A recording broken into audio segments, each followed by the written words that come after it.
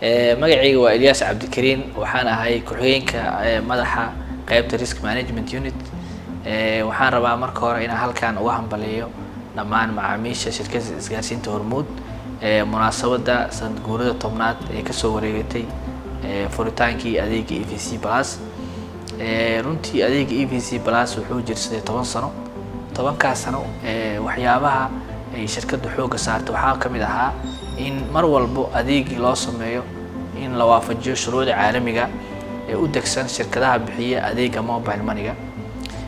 runtii waxaa jiro halbeegyo lagu xisaabiyo ama lagu ogaado shirkadaha bixiya adeega mobile money-ga inay raacsan yihiin standardka loo dejiyay. halbeegyadaas waxaa kamid ah in la ilaaliyo runtii amaanada ama lacagta loo haayo customer-ka waa number 1. waxaa kamid ah sidoo kale in systemka security-giisa ama amnigiisa marka la fiiriyo in la ilaaliyo. waxaa kamid ah in waxyaabaha furuurka iyo ka imaan kara systemka in laga hortago.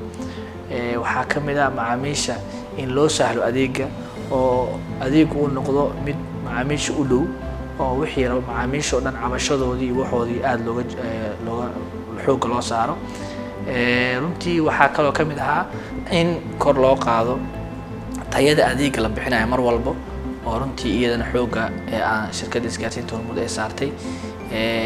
waxaana runtii aan dhihi karaa adeega EVC Plus wuxuu noqday adeegii ugu horeeyay oo license ka qaata ama shati ka qaata bangiga dhexe kadib markii uu buuxiyay habraacyadii looga baahnaa.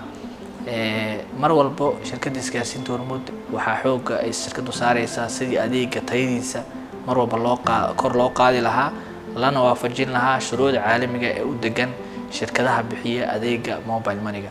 dhawaan waxaan filaynaa hadduu Ilaahay yiraahdo adeega EVC Plus waxaan u dabaaldegi doonaa xaflad weyn oo ku saabsan shahaado caalami ah oo uu ku guuleystay adeega EVC Plus. shahaadadaas oo ay bixiso institution caalami ah oo maamusha shirkadaha adeegyada mobile money-ga bixiya ay qayb ka yihiin. waxaan rajaynayaa dhawaan inaan u dabaaldegi doono xafladaas hadduu Ilaahay yiraahdo. waxaan mar kale idin leeyahay dhammaan ummadda Soomaaliyeed iyo macaamiisha shirkadda adeega EVC Plus isticmaasha hambalyo munaasabada 10 guurida ka soo wareegtay furitaankii adeega EVC Plus.